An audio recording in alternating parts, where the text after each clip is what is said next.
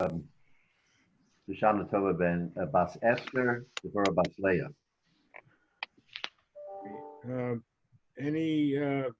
I would just want to note that in the case of the Mishaberes that I'm making, I'm in touch, or my wife is in touch with the people that we are saying Mishabera for, and the Ravana Shalom is giving Koach, the two males that I am saying for, Baruch Hashem, they're stable. They were in difficult situations, and both of them, one of them is really a gadol, who has just come out with a sefer, I totally believe has given him a tremendous push of life, because his life is Torah, and he came out with a tremendous sefer that has given him such fios, and the other fellow as well. So the Rebbeinu Shalom is at least listening to the tefillos, and we should continue to make them because the Rebbeinu Shalom listens. So I appreciate everybody making the Mishaberach. It's important. I would also say that our family says Tehillim every night, extended family, for our aunt, that's Dina Bas Basion, who's a COVID-19 victim, been in the hospital, and now she's in a nursing home in the COVID-19 section, and it's way beyond typically that she's surviving. So we all feel that the Tehillim every night from 20 or so family members all around the world, actually, it really works. Yeah. In other words, never let up, always have the Amunah. Rebbeinu Shalom will make the decision, but we have to do ours. Can I add a quick Misha Barak? I forgot before. Simcha Bunim Ben Leah. Simcha Bunim Ben Leah. That's your Refuah Shlema or Refuah Shlema. Refuah Shlema l'chol choli Yisrael. Okay. I don't think Yechiel made it today, so I think I'm finished with my introductions. I apologize to Chaim and others who have a good topic, but if David Maisel heard that I didn't stop it and hit the thing, I'm in trouble. So you want to just check any yard sites if there's any yard sites. Yeah, I asked if there are any yard sites. That's it. Okay. So I just want to make note of one other name who this week we lost, one of the really Gedolei Yisrael in Eretz Yisrael. His name was Rav Avram Mordechai Izvi, who I remember from Telz Yeshiva when I was a young boy.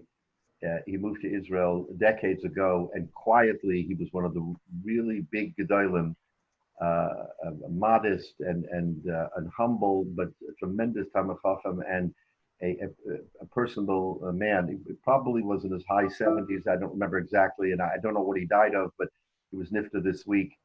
So Klal Yisrael lost unfortunately lost another major figure.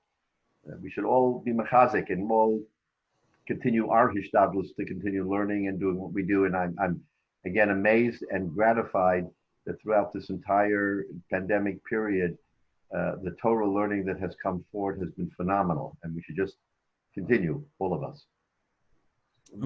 Amen. All right. So we're holding on Daf Ches Omid Beis, about maybe 10 or so lines from the bottom, Mesaveh.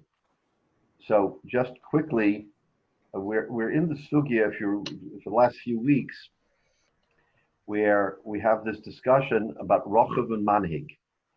In other words, if two people together come to Bezdin, one is riding and one is leading, the question is, according to Shmuel, one was a Kenyan, one was not. And Rabbi Yehuda, who was his Talmud, was puzzled which, because he didn't remember. So if Rabbi Yehuda is fallible and not remembering, it gives us all some hope, because we all sometimes don't remember what we should. But so that the last week we went back and forth with the discussion, and where we're holding is that both Rav and Shmuel on the one hand and Idi, another Tana, on the other hand, support the view that a Rochev himself is not Koneh. So Rabbi Yehuda takes the position that a Rochev is not Koneh neither if he does it alone or if he does it in conjunction with a Mani, with someone who's leading. Rochev in and of itself does not provide a kinyan. And since Rabbi Yehuda compares Rochev to someone who is Omed, is sitting, a Koren, someone sitting in a wagon. So there's no distinction between someone sitting in a wagon and someone riding. Neither of them are Kohen. And that's reinforced from the Mishnah in Kalayim, which we discussed a little bit last week, that for Kalayim, you don't even have to do anything. And yet, in that Shita, there's a Machlokas for Rabbi Yehuda, Rabbi Chachamim, which we'll talk about again today.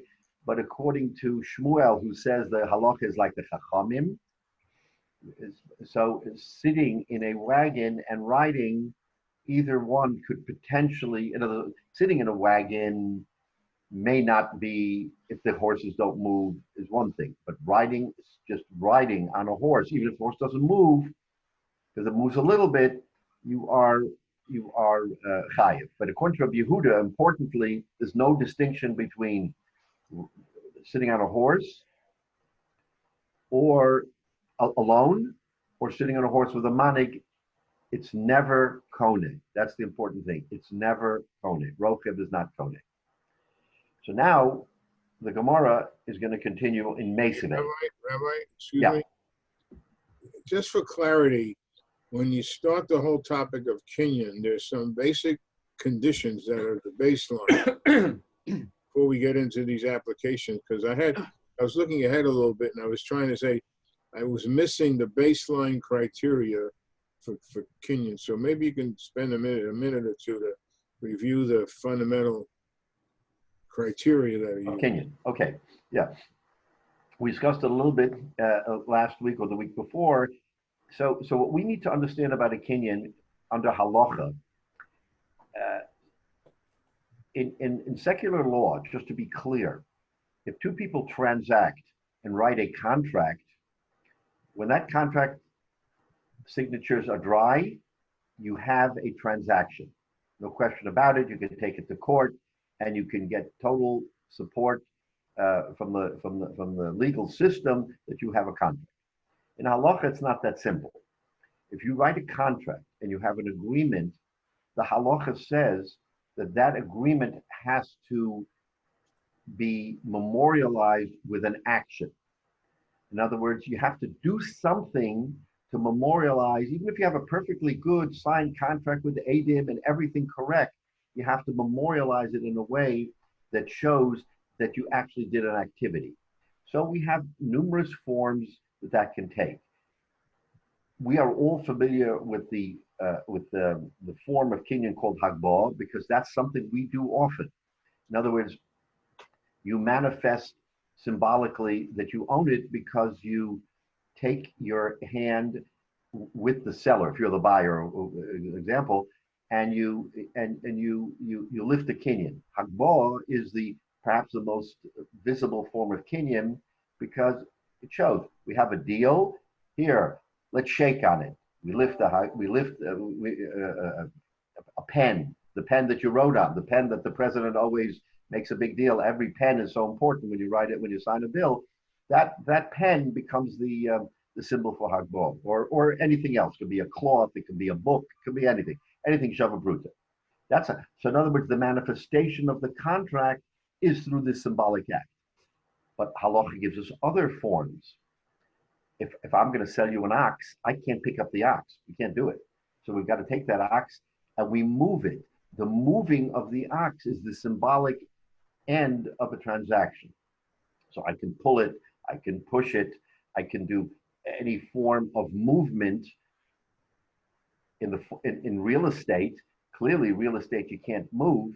So there, a hagbah is the most common form, because this way we can be thousands of miles away from the property. We don't have to be at the property. We can be remote, but we do a symbolic act. Now, in lieu of that, the halacha actually tells us that if you cannot finalize with some symbolic act, then at least to the point where the two people talk it out. In other words, let's say Jay, you're in California and I'm in DC. We just did a transaction and we want to do something symbolically that shows that we did it, and we can't. So therefore, we actually verbalize between us with Adam and say, listen, but for the fact that we're not together, we would make a kinyan. So in that case, we're saying Ke'ilu, you have a kinyan, and midrabanan certainly, and it's acceptable because if you can't because today everything is mail away, nobody really attends transactions anymore. So how are you mikabel kinyan if you do a mail away? Teretz is if you symbolically then like even on Skype, we're looking at each other. We say, look, unfortunately, we can't be there, but we're emphasizing that the contract that we wrote is now closed because we are talking it through that we're doing something that makes it happen. So those are all forms of. We did it that way when we sold chametz this Pesach, right? The form actually said by clicking here, you are symbolically demonstrating that you're authorizing. Exactly right. So b'sha'as hadchak, when we can't physically manifest the closing, we can do it this way, right? So the Chazal always looks for alternatives in a difficult situation. So that's a good example, Chaim. Very good. Okay. Tuvia, so if that should suffice in the case of karka, okay, a piece of raw land, you obviously can't move it. So if that would suffice in that instance, why shouldn't it also suffice in the case of metaltalin? Why shouldn't that suffice for that as well? In addition to the moving of the object, the behemoth or whatever, why shouldn't it also suffice there? Well, that's a good question because there is a difference. Karka, no one can steal karka.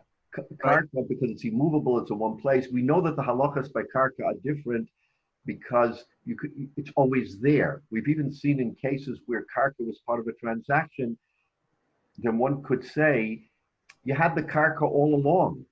There's no chance that I could have stolen. Remember, in terms of whether or not someone can say that, you know what, I don't have the karka, you have it in your possession. The fact that it's there, right, and you used it as, let's say, a mashkin, as a down payment, you had it all along.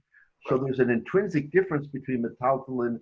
Metaltalin is subject to so many different kinds of sideway events, so to speak, that there you have to do it. Now, the real question that you ask is, here we are in COVID, and I want to sell you my ox, and you and I can't transact together.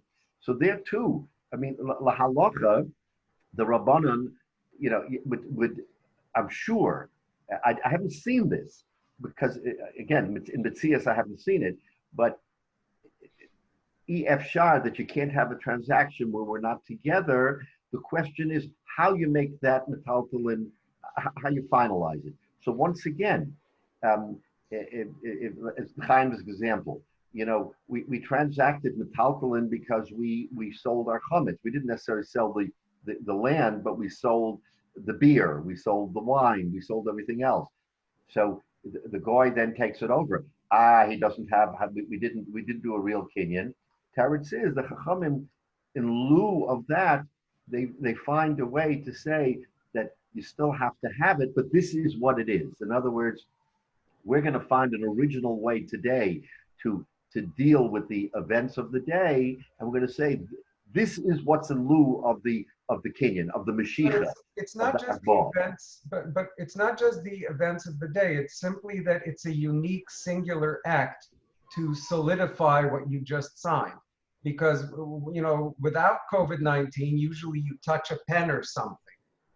That's not directly related to what you just signed, which is you're giving the rabbi authorization to sell your chametz. But you're lifting a pen. You're just doing an extra act, right? Right. So if the extra act is pressing a button in order to. So you don't have to say the exigency of circumstances or the times we're in. It's just doing another act, whether it's touching a pen, clicking a button, right? There's a difference, though, that it's not touching a pen, it's lifting a pen, and lifting a pen is traditionally, it gets back to the whole issue of moving the animal. That act together is a it's more than just a symbolic, it is an actual real physical action, which touching wouldn't be, but the moving it is. And that's the essence of Right. it. So b'shas hadchak, when you can't lift or you can't pull or you can't push, Right. Chazal say Verbally or- that this is what you can do. You can do something which will be ki'ilu you did that meshicha, as an example. But it's not, you can't generalize, you know what? I'm lazy. I'll push a button every time. No, lechatchila, you have to do the kinyan that is Physical prescribed. act with- That is prescribed. Hagbah, meshicha, mesira, whatever is And prescribed. you're presumably doing that face to face with the other individual right there. Correct. In the perfect world, that's what it would be. Remember that this is in the time of the Gemara. You didn't have Zoom. You didn't have, if two people want to transact, they came together to transact. We didn't have mailaways. So we have to adapt la halacha. The halacha is the halacha. We have to find a way in the 21st century to say, this is what the halacha means, right? That's what's called a living Torah. So we have the Torah. Torah tells us we have to do something. Today, I can't do the exact thing the Torah wants. So I'm going to innovate and say, this is ke'ilu it was. But I'm not going to say, forget about it. The shtar is the shtar. We don't have to do anything. We still have to do something. Your example of pushing the button is a good one. And again, it's all a question of, so today, but for Zoom, but for the COVID, we would say, wait a minute, you know what? That's a b'shas hadchak. Let's not go b'shas hadchak. Let's go with what is the conventional way of making a. But Rabbi, the Chabad's been doing that for selling chametz for a long time before COVID, and it seems it's valid then, right? Well, again, I can't speak to specifics, but keep in mind that, Chabad deals with all kinds of people. So let's say they've adopted a policy for the largest group of people they deal with, because otherwise they wouldn't do anything. So in other words, if the only way to do it lechatchila is by pushing the button, push the button. Because if you didn't push the button, you wouldn't do it, right? In other words, lechatchila is good for someone or in any circumstance where you wouldn't otherwise do the right thing. Better to do something than to not do it. But let's say for us, where we want to follow the halacha, you follow the halacha. You can't follow the halacha, do the next best thing. Something else that just occurred recently was they didn't have the Cheli mikveh. And so people who were purchasing things, I sold my stuff to a rabbi in New York who gave it to a goy or whatever, and then I got it back just recently when the Cheli mikveh opened up. How did that work, Yale? Yeah, Yale referred me to the right. No, and that actually came from Rabbi Rosenbaum. Yeah, but Right? see, that was an innovative way, okay, to get around that question, because if a goy has it, then there's no mitzvah. Now, that's not the prescribed way. That's not what we want to do. But again, it's the chachma of a gadol or of someone. And Rav Moshe was very famous for this, because Rav Moshe was a very practical posek, and he did try to put the least amount of difficulties, not the most. He wasn't the machmir. So if he was a makel, and people would say he's such a makel because he's allowing this and this, is because through his chachma, he said, look, lechatchila for b'nei Torah and for, this is what you should do. But better to do something that will provide you with something similar to what you do than not to do anything at all. It's easy to say no. Exactly, the Rav Moshe's, and the famous story, I've repeated it many times, is there was a Talmud of Rav Moshe who was Mishamish. He was serving Rav Moshe, and he saw in very similar circumstances where Rav Moshe paskined that a chicken was kosher, and in another case, chicken was not kosher, and the events were very, very similar, almost identical. And he asked Rav Moshe, he said, Rav Moshe, how do you differentiate? So Rav Moshe, he said, because he was very close to him, he said, Rav Moshe said, it makes a difference who's asking the question. Because if someone is asking the question who would otherwise not have the food, and there's a way of being mater, I'm mater. But for you, No, I'm not matter. So you see that you have to know the circumstance, and that's what a gadol does. He understands the circumstance. Okay. Two things. One is I've heard and seen myself personally even a number of similar things with Rabbi Einemer. Also, he knew Right. when he could be makil on certain types of things. Where if you just asked a generic Orthodox Exactly. rabbi, they'd just say no. Exactly. The other thing, getting back to the idea that the time the Gemara didn't have mail ways, they did, but then it was much more in the nature of a shaliach. Whereas now, we certainly had that, with Gittin and everything else. Whereas now, it's a little different. The computer is really, in a certain way, an extension of that. You've got a whole mail system, postal service, which is run by and staffed by goyim, and so doesn't count as a normal shaliach. And in a sense, the computer thing is the extension of that. And there have been, I think, places where they had not yet allowed the just click it to do your selling your chametz, for example, but would say, okay, write out the form and sign it and send that in by mail. Right. And then now this year then went that final step simply because of Shas HaKat. Right. And that's a very good example because shliach shel adam kamoso, right? We know that except for dvar avera, you can send a shliach, and the shliach can be the one who does the kinyan or whatever, and that's good enough. And you're right. So today, the shliach, because of the society we live in, is no longer the individual. It's a computer. It's technology, and we've adapted to that to say that a signature, technologically, the courts and the halacha accepts that as a valid signature. But just that again, that's a good example of how we've evolved, and the halacha has evolved with the current conditions. It doesn't change the halacha; it just adapts contemporary society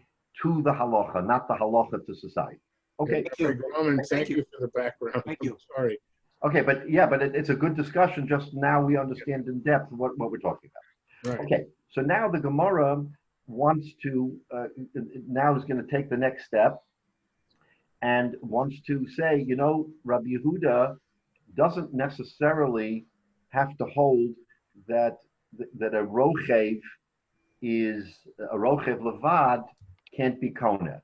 And the Gemara wants to show that from the Mishnah that maybe a rochev, as opposed now, Rabbi Yehuda holds that someone sits in a wagon or someone is on a horse or a donkey is the same, no difference.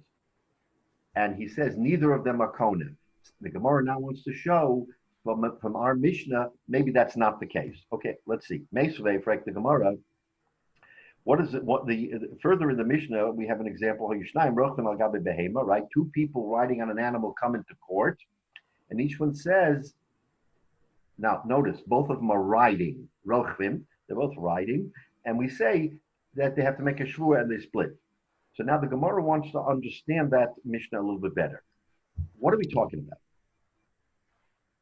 Reb Meir. Now, we have a machlokas, Reb Meir and the Chachamim, whether or not someone who is in a wagon and he comes into the wagon, doesn't move the horse, whether or not he's koneh, right? Or whether or not he is chayiv in the isser of kalayim. That was the Gemara we said above.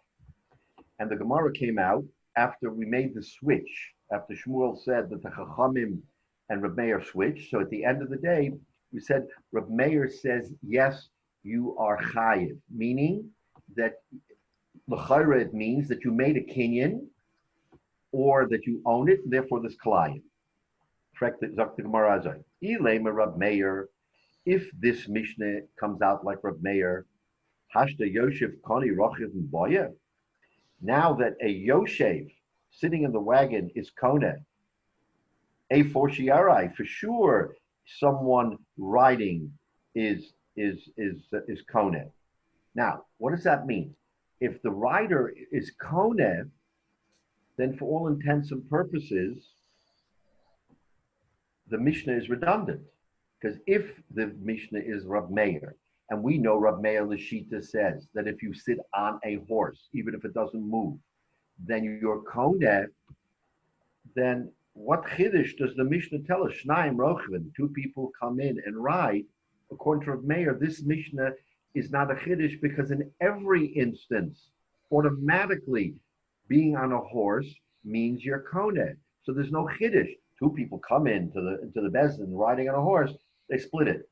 Okay, of course they split it. Riding is considered, just sitting on the horse is considered kinyan. What's the chiddush? There's no chiddush. So the Gemara, therefore the Gemara says, Reb Meir can't be this man da'amr. Ella lav rabbanon. It has to be the rabbanon. What did the rabbanon say? The rabbanon say that in a case of riding, that if you just sit on a horse and do nothing, then you're not koneh, right? So you're not koneh. Comes the Mishnah and tells us, not so fast. Two people sitting on the horse are koneh. Ushmami no rochav koni. So therefore, this is a kasha now on Rabbi Yehuda. Rabbi Yehuda says that a rochav is never koneh, and we're saying our Mishnah comes out like Rabbi Yehuda. How can it come out like Rabbi Yehuda? In other words, so the Mishnah is not wrong. Rabbi Yehuda must have interpreted it incorrectly. So l'chayra, according to this Mishnah, it's a proof that Rabbi Yehuda has to hold that rochav is kani. So that's the kasha here. The Gemara wants to ask a kasha. You want to give me a blanket statement and tell you that according to Rabbi Yehuda, rochav is like riding in a wagon. But we see from this Mishnah that's not the case because Shnaim, according to Reb Meir, it's always that way. But according to the Chachamim, who say that you're not koneh, which would be a proof to Rabbi Yehuda, here we have a Mishnah that says beferish you are koneh. So the Gemara then is puzzled. In other words, we have a proof exactly opposite to what we've been saying all this time, that according to Rabbi Yehuda, sitting in a wagon is not koneh, but rochav is koneh. So that slugs up the conventional wisdom. So that's the Gemara's kasha here. So now, and for the Gemara, no. Really, Rabbi Yehuda holds that being just rochav is not koneh. Introducing a new concept, hachabamayaskinim b'manig baraglov. Manig baraglov means you get on a horse, and the way I always see, I mean, most of the time when I see someone riding, what they do is they take their legs are straddled on the horse, right? What they do is they take their legs and they press against the body of the animal, and that gives the animal the sort of spurs him. Now I have to move forward. That's the way conventionally I think we see how someone rides a horse. That's called manig baraglov. He didn't necessarily take his hands and with the bridle and say giddy up or anything like that. He just sat there, squeezed the animal with his legs, and the animal started moving. So the Gemara wants to say that's rochev, and he's manig baraglov. So really, you could say Rabbi Yehuda says, if I sat on the horse and did nothing, I would not be koneh. Why am I koneh here? Because I squeezed the horse. I did an action. Manig baraglov, therefore I did something. Let's take a quick look at Rashi. Rav Meir the Omar Hayoshe B'Koran Sofik is our boy, and he gets lashes. Unless this Yichidoi the last hilchach kavase. Hashtel Rav Meir Yosef Koned the Omar Hayoshe B'Koran Sofik is our boy, Rochav Boyle. So that was the kasha. If Rav Meir was the man the Omar, what's the chiddush of the Mishnah? Elalav Rabbanon, Ba'ashmi'inen to be Yosef who the potter of a Rochav lo. So now I make a distinction according to Rabbanon between Yosef in the wagon and Rochav, but to Yufta Rabbi Yehuda the Pashat Rochav and the Yosef, because Rabbi Yehuda always says that they're the same. Here, by holding that it's the Rabbanon who are saying it, you see that there is a difference. So what does Rashi say? B'manig baraglov, the kenuya b'meshicha. Note this: the kenuya b'meshicha. He is koneh with meshicha. Shaboit bo baraglov, because he spurs it with his legs. V'holeches machmoso, and the animal walks because of it. Kederech roch vesusim, the way people ride horses. So if that's the case, that's the way he does it, then there's no more kasha on Rabbi Yehuda. Rabbi Yehuda holds rochev is not koneh. When are you koneh? When you manig, when you do an action. That's not rochev. Rochev and manig baragla are two different things. Frek the Gemara, If you're going to tell me that our mission is talking about manig beraglov, hainu manig. That's manig, right? Rashi hainu manig v'havle lemisnei v'havle lemisnei oshahoyer shnei manhigim. If he's manig beraglov, then the Gemara should have said he's manig. He's not rochev. We want to say that there's a form of rochev called manig beraglov, which is different than the regular rochev and different than the regular manig. Sort of a new parsha. You have rochev, you have manig, and in the middle you have manig beraglov. So therefore, there's no steer that Rabbi Yehuda holds that you're not koneh, but it's not manig. Then so Rashi says, so why did the Mishnah say that Shnaim Sherochvin, that two people came into Bezdin on a horse? It should have said Shnaim Manhigim. One was Manig and one was Manig Baraglov. Right? That's the kasha. Ihach and Manig. Zok the Gemara, Trey Gavna Manig. Gemara now wants to introduce and tell them, no, there's two forms of Manig. There is the Manig that we know of where he takes the bridle and he leads it. And then there's the manig where he sat on it and he squeezed the horse. Mahu detema. I would have thought, if not for this Mishnah, Rochuv Odif, that the form of manig called Rochuv is better. Why? The manig b'tofisba, because not only is he leading, but he's holding on to the animal. He's holding on to the bridle. So he looks like he's stronger than the guy just holding the bridle and never touching the horse. Kamash Malan know that it's manig. So in other words, we're back to square one. That Rabbi Yehuda, this is no proof that Rabbi Yehuda holds that rochev is kona. It's not. And we want to say that we introduce manig baraglov, and the chiddush is that manig baraglov is no different than manig. It's not better than manig because he's doing something that shows more kinyan. There's no difference between manig and manig baraglov, that they're one and the same. So that's the chiddush here. But also now you cannot ask that Rabbi Yehuda still is consistent the way he was. So Rashi says, Trei gavna manhig, the ashmina b'shnei manhigim diachloku l'hoya yodim. If we would say that the two different manhigim they split, we would not have understood. We wouldn't have understood that one that they are equivalent because one looks stronger. If someone, in other words, one person is just leading without touching the horse, the other person is leading and touching the horse, then if you want to make the argument, you could say that his kinyan is stronger. The Bezdin should give it to him because he's touching the horse and leading, the other guy isn't. So it's like he has 2 milas, he has 1 mila. So it comes the Gemara to tell us, no, that there is no distinction between them, that each one is the same. Okay, so now the Gemara wants to flip and say, now we're not going to ask a kasha on Rabbi Yehuda. Now we want to find a way to support Rabbi Yehuda's view that what? That rochev is not kona. The previous example was trying to shlog up and say, Rabbi Yehuda, we find an example where rochev is kona. Now the Gemara says, I concede it's not, and I'm going to show you it's not. How do I show you? Toshma, from a brisa. What does the brisa say? This is a different brisa. Shnaim shaya moshchin begomel.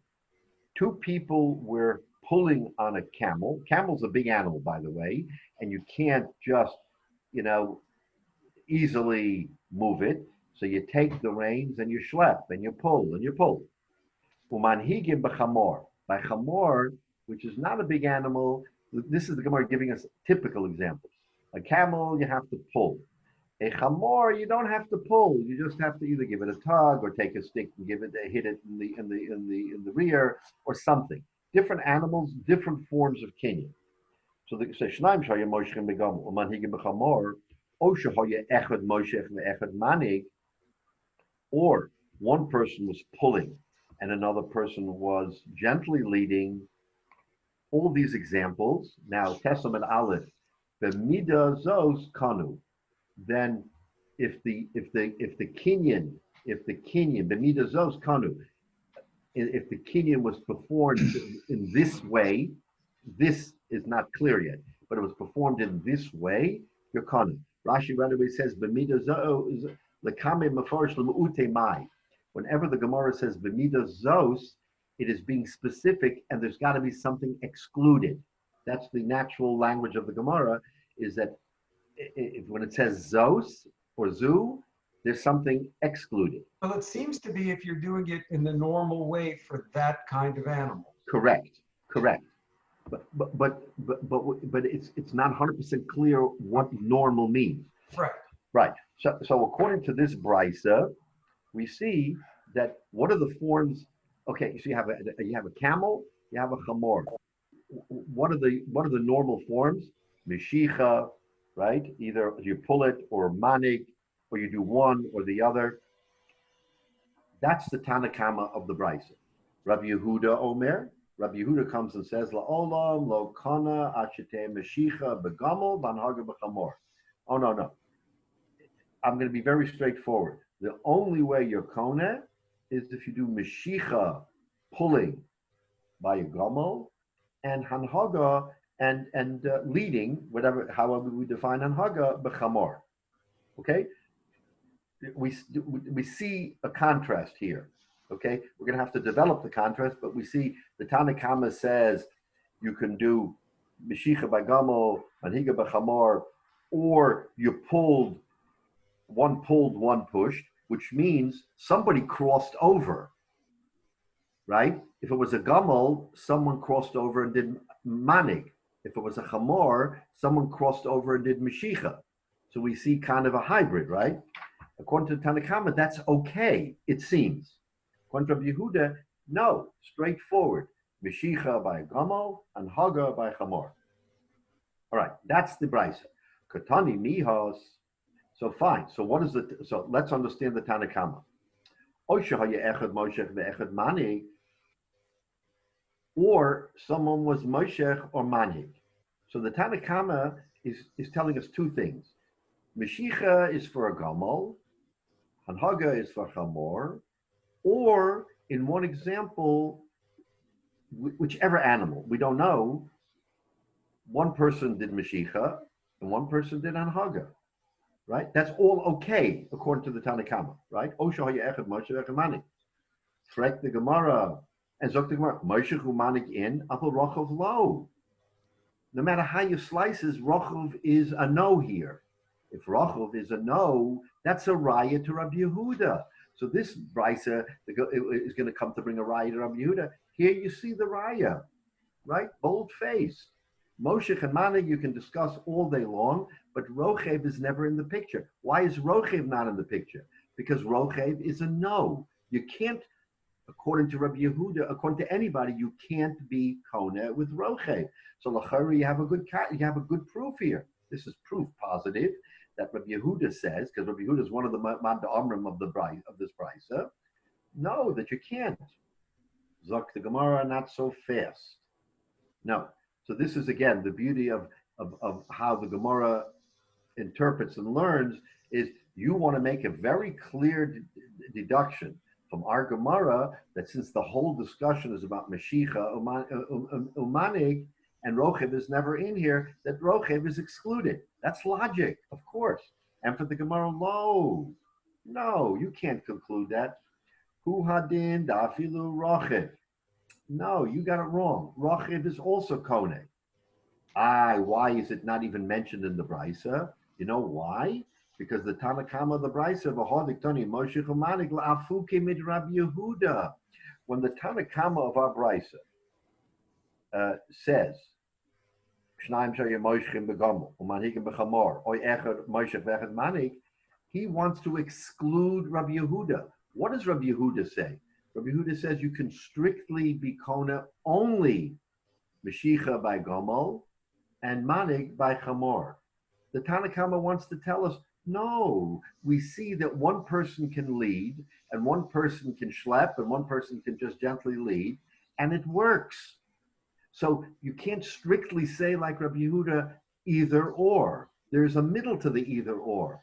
You can either half and half, right? Meshicha and Haga. That's what the Tanakama wants to tell us. Not that he wants to exclude Rochev and say that Rochev can't be Kona. Rochev can be Kona. Lafuke mid Rabbi Yehuda. I want to exclude Rabbi Yehuda, who is strict construction and says either or, nothing else. Why? Because what does Rabbi Yehuda say?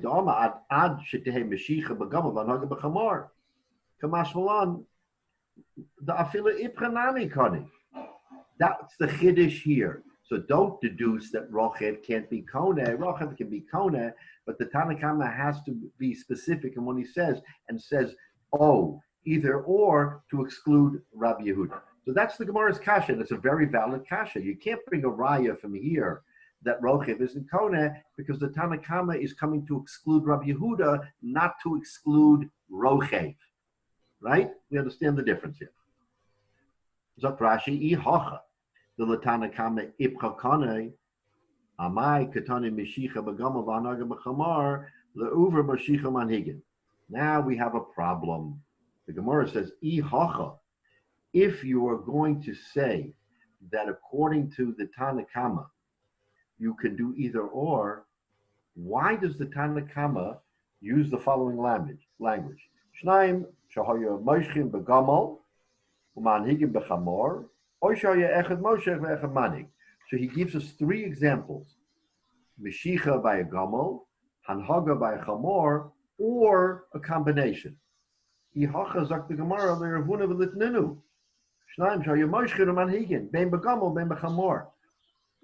words, this is like scratching your left ear with your right hand. Why are you doing this? Why don't you just say beferish? Two people who came to Bezdin, and either were schlepping or leading gently, either a camel or a chamor. Wouldn't that solve the problem? Think about it. If the Tanakama really wants to tell us that you can do everything, you can do Meshicha by Gamal, you can do Manhigin by Chamor, you can do a combination of Meshicha and Manhigin by a Gamal and a Chamor. That's what the Tanakama is now telling us, because Tanakama wants to exclude Rabbi Yehuda, whose strict construction says only Meshicha by a Gamal and only Manhaga by a Chamar. So comes the Tanakama and says, no, you can do everything for everybody. Then the Gemara has a valid kasha. Then why confuse us? Just tell us, you can schlep, you can be manig, you can do it for a Gamal, you can do it for Chamar. That's the way to explain it, very simply. So that's the Gemara's kasha. Gemara's kasha is, if it's coming to exclude Rabbi Yehuda, it's using the wrong language. The Tanakama should just simply have said, everything works. Sure, by Chamor, by a Gamal, by Meshicha, by Anhaga, it doesn't matter. And that's logic. Zok the Gemara, no. The reason why it's done this way, Ikechad Sad de Lokani, no. Because it's not everything for everybody. There is one sad, there's one form of being kona that doesn't work. And we don't know which one. So the Gemara is confessing that we can't say all for one and one for all, because there is an exception. We're not 100% clear whether the exception is that you can't do Meshicha for a Chamor or Hanhaga for a Gamal, but one of those two you can't do. So if the Gemara was going to say, no, everything is good for everybody, that wouldn't work for the Tanakama either. Therefore, he's explaining why the Tanakama said Meshicha by a Gamal, Hanhaga by Chamor, or one was Moshech and one was Manik, but only for one of those animals, not for both of the animals. So in other words, now you have one exception. We don't know which one. Therefore, we can't use the blanket language. We have to be more specific in our language. And therefore, again, so he wants to bring a raya that Rabbi Yehuda is correct, that it goes for Rochev. And we're saying, you know what? It's not really Rochev. We're discussing in Chamor, and this machlokes in Chamor and in Gomel, we have to be more specific. Therefore, we don't know which is which, and therefore we have to use this specific language. But it's no raya on Rochev. Rochev could be you can't do it, but the reason why we can't extrapolate that from our Gemara because we're busy in a machlokes between the Tanna Kama and Rabbi Yehuda on which animal you can do which. Rabbi Yehuda is specific, only Meshicha by Gomel, only Hanhaga by Chamor, and the Tanna Kama says, you know what? One of those animals you can do both, but I'm not sure which one. And that's why it had to mention each individual. Exactly right. And therefore, you can't extrapolate that Rochev. The whole point of this Gemara is to show whether Rochev can be. The Gemara wants to support Rabbi Yehuda and says Rochev you can't. Really, Rochev you can. You can. But the machlokes here between Tanna Kama and Rabbi Yehuda is which of the animals you can't do either Meshicha or Hanhaga, and we don't know. So that's the mystery to us. So maybe that's a teku, but maybe at that point in time they knew. But our Gemara is saying we don't know which one, and that's the machlokes here. So, maybe I'm missing some major nuance here, but instead of all the shakavataria, why not just say whatever moves animal X or moves animal Y? That's the key. That's the only determinant. Because the Gemara is saying that's not the case. Really, everything goes except for one. But we don't know which. Masorah tells us that there was one specific instance where this wouldn't have been good, but we don't know which. Right. But you keep trying. You keep trying till you find the right mix. Whatever. No. But this is where the Tanna Kama and Rabbi Yehuda differ, because Rabbi Yehuda is a strict constructionist, and he says Gomel you have to do Meshicha, Chamor you have to do Hanhaga. Tanna Kama say no, it's not that strict. You're right that a Gomel Taka you do Meshicha, and you're right that on Chamor you do Hanhaga. But there is one instance where you can cross over, and now which one isn't 100% clear to them, whether a Gomel you can also do Hanhaga, or a Chamor you can also do Meshicha. Therefore, he had to articulate it in the way it was articulated, and from that you can't bring a raya on Rachel. Let's not lose sight of the fact that this whole thing is about Rachel. Our whole discussion is, can we extrapolate from here that Rochav is a valid form of Kinyan? And we thought, of course you can, because we'd excluded it from the language. The Torah says, we didn't exclude it from the language because you can't. We excluded it from the language because there's a machlokes Tanna Kama and Rabbi Yehuda between Meshicha and Hanhaga, which works for which.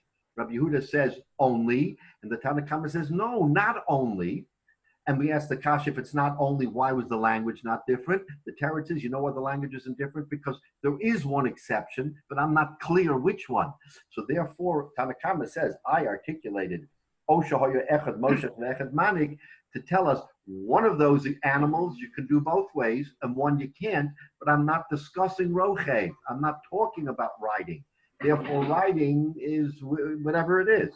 And that's what the Gemara wants to conclude here. So again, sometimes we lose the forest for the trees because we have a wonderful machlokes here that we want to understand, and we're digging into it as we should. But what's the bottom line? The bottom line is that Rochev, you have no proof. Okay, but you're right. So in other words, therefore, the Tanna Kama could not have made a blanket statement. It had to be specific in its statement to exclude Rabbi Yehuda's statement that it's either or and never a mixture. Thank you. Now,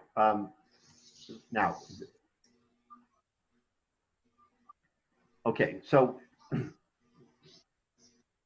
that's the the ratio of this brisa is what we said from the bottom of Chesom Beis is a ratio of the brisa.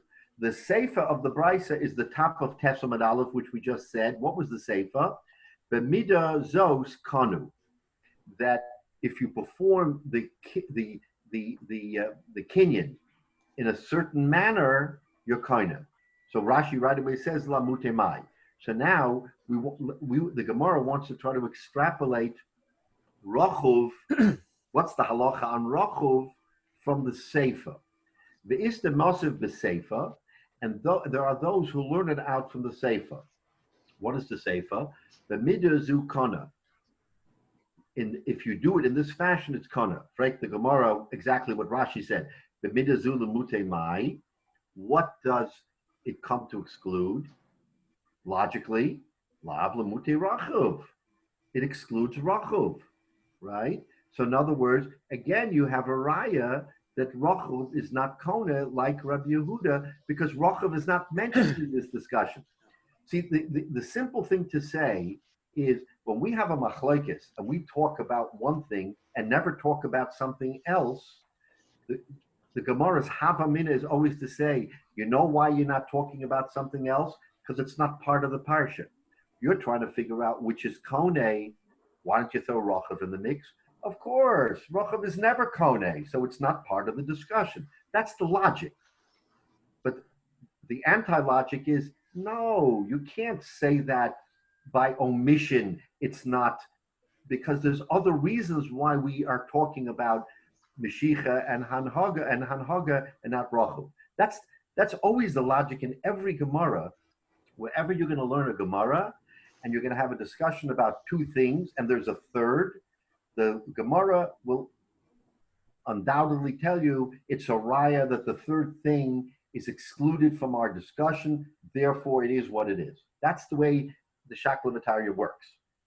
You have to find a way to undo that by saying, say it again. So in other words, the third thing in the parsha, you can't extrapolate a teretz because the two things we're talking about have other reasons why we're talking about them and not talking about Rachel. That's the beginning of the Shakla, and then comes the V'Tarya. So now, the Gemara, my lav lamute Rachel, since the Sefer of this Mishnah is saying b'midazu, maybe it comes to exclude Rachel. And for the Gemara, no, la'amute ipcha. That it's coming to exclude the opposite. What's the opposite? The opposite is, from what the Tanakhama says, that, in other words, the Tanakhama would say that you could do either or. No, comes to exclude ipcha. Correct the Gemara, ihachi hana Rabbi Yehuda. The ipcha is Rabbi Yehuda. The ipcha of being able to do anything in any form of kinyan is Rabbi Yehuda, who says you can't do any form of kinyan. You can only do Mashicha by a gamal and anhaga by a chamor. So if you, Tanakama, are saying that b'midazu is coming to exclude what? If it's coming to exclude Rachel, you can't say it's coming to exclude Rachel. It's coming to exclude Rabbi Yehuda, who is a strict constructionist, who says, no, only Mashicha by a gamal and only Hanhaga by Chamor. That's what it's coming to exclude. So even from our brisa, you can't conclude what the halacha by Rachel is. Remember, it's the same. So now we're saying the same thing. It's that Rachel, you can't say Rachel is out in left field, therefore for sure that can't be Kona. Really, Rachel can be Kona. Why does the Tanakhama say what it says? It says it to exclude Rabbi Yehuda, who doesn't allow for any kind of a hybrid. We want to find a hybrid. And he's saying you can't have a hybrid. You have to have Mashicha by a Gomel, you have to have Anhaga by a Chamor, and nothing less. So, no. So the Gemara says no. Ikebenaya sad echad the lokana. So we have the same teretz now that we had before. No, it's no raya from here because again, there is one of those different forms that isn't included, and we don't know which one.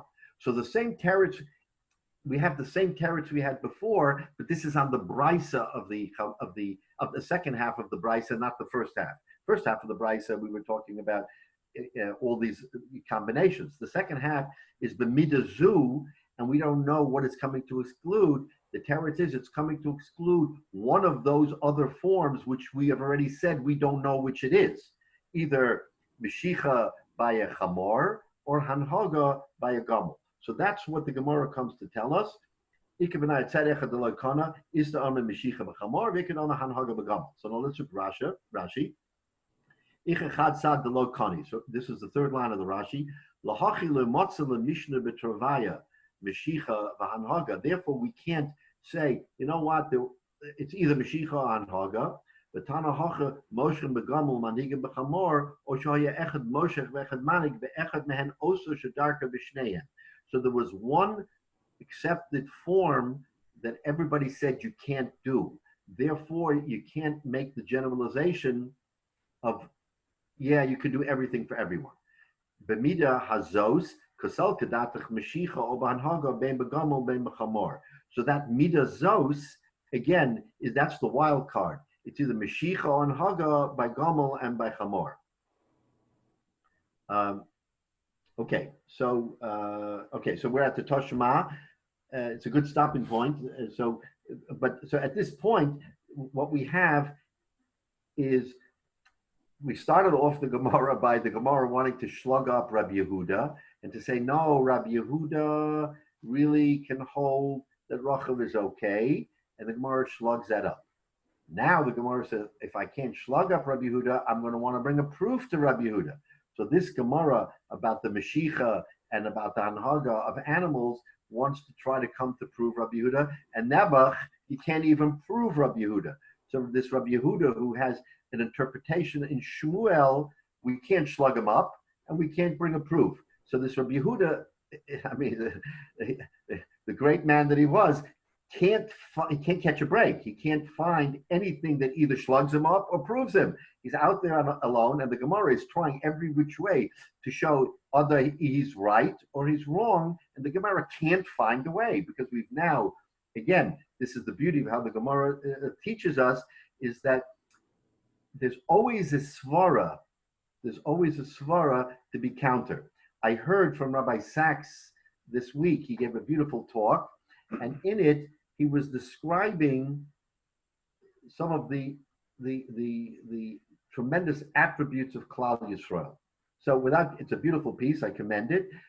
But so one of the things that he came out with was, we Jews always ask questions. We don't stop asking questions. It's maddening because every time you arrive somewhere, Nocha Kasha. When we were kids, and it's kind of like I'm sitting and learning with my father, and I'm learning, but I want to ask him a question. So I ask a question, so my father said, that's a klotz kasha, because I'm trying to find something to ask, so I'm pulling something out from my back pocket to ask, but it's a klotz kasha. The difference is that when you start thinking the way the Gemara thinks, this is how the beauty of many of us here in this Shiur have asked kashas without peeking ahead that the Gemara asks. Why? Because there's a logic. If we're going to have a discussion, logically that's a question. Sure, the Amoraim asked it 2,000 years ago, but we can ask the same kasha, because if we're following the Gemara, you understand that there was a little loophole to ask a kasha. And that's the beauty of the Gemara, because those kashas become the learning method to lahavdil. In law school is called the Socratic method, okay? But we discovered that well before Socrates, that kashas, the terutzim, is the way to learn. This Gemara here today, this shtickled Gemara, one way and the other way is the beauty of the questions, because either we're going to slug him up or we're going to prove him, but we're going to do one of them, and we walk away saying neither worked, because there's always a loophole to ask kasha. We have to have something that's airtight. Sometimes we're lucky that sometimes the Gemara gives us a maskana and tells us this is airtight, this is the way it is. But for the most part, we walk away, and again, we're walking away today. We'll see Vayter in the Gemara next week, but we're walking away today, scratching our head. So what is it? What is it in Rabbi Yehuda? The Tarot says that's the beauty, is that you can come to a maskana and still have a kasha. That's the beauty of learning. And that's sometimes, the frustrating but beauty of learning is that now the shame is that we have to break and come back next week, because if we had all the time in the world, we go right through the next Gemara, and the next Gemara will again either elucidate what we've said or not. But the Mitzvah Hashem will remember, and we'll do Chazara, and then we'll Mitzvah Hashem now next week we'll go back to it. Before we break, I want to again remind everybody and thank Jay and Chani Parnas for sponsoring our shiur in honor of Rabbi Hyatt, and David Jarre, who also sponsored the shiur for Refuah Shalema for Rabbi Hyatt, and in honor of Rabbi Grauman and the attendees of the shiur. So thank you again to our sponsors, and we look forward to hearing from you again next week, Rabbi. Mitzvah Hashem, we should just continue weiter. If again, we always say if Mashiach doesn't come, we will convene next week in Mitzvah Hashem. We'll learn again. And Refuah Shalema, L'Chol Yisrael, we should all have a Refuah Shalema. The one down note that we probably all read is that the county executive made a statement this week, and he said that 20902 is the second most virulent, active COVID center in Montgomery County, which is us. So we have to be exceptionally vigilant that something's going on in the greater population. And we talk, again, my wife reminds me, and we all need reminder, don't take it for granted. Don't think that, Baruch Hashem, we haven't heard anything. We're all in good shape and do things that we shouldn't do. Let's do what we're supposed to do, and the Rebbeinu Shalom will give us cover. But we shouldn't just sort of say, okay, throw caution to the wind, we're good. We're not. So the Rebbeinu Shalom is sending us a message. Let's all be safe. And Mitzvah Hashem, next week we'll convene again. Amen. Thank you. If Mashiach comes next week, he has to come along with the cure. Absolutely. Because otherwise we'll be in Yerushalayim, but still sit for 2 weeks before we see each other. We shouldn't scare him away by, telling him that he's interrupting our shiur if he comes. I'd be very happy to quarantine in my daughter's house. Yeah, but and again, we should special tefillas for Eretz Yisrael that's undergoing a very difficult time as well. Here we thought Eretz Yisrael was on the vanguard of getting better, and unfortunately, for whatever the reasons, they're suffering a relapse that is very, very difficult. More illness, more death. So we should all have Achenu B'nai Yisrael and Eretz Yisrael also in mind for Refuah Shalema. Amen. Chaim, are you there? I am. Yeah, Chaim, do you mind if I give you a quick call? I want to just run something by you an issue you raised. By all means. Okay, are you in the good book or I forgot? I'm in the good book. Okay, I'll give you a call. Okay. Everybody, a good week. Good week. And don't touch your face. Shkoyach. All right.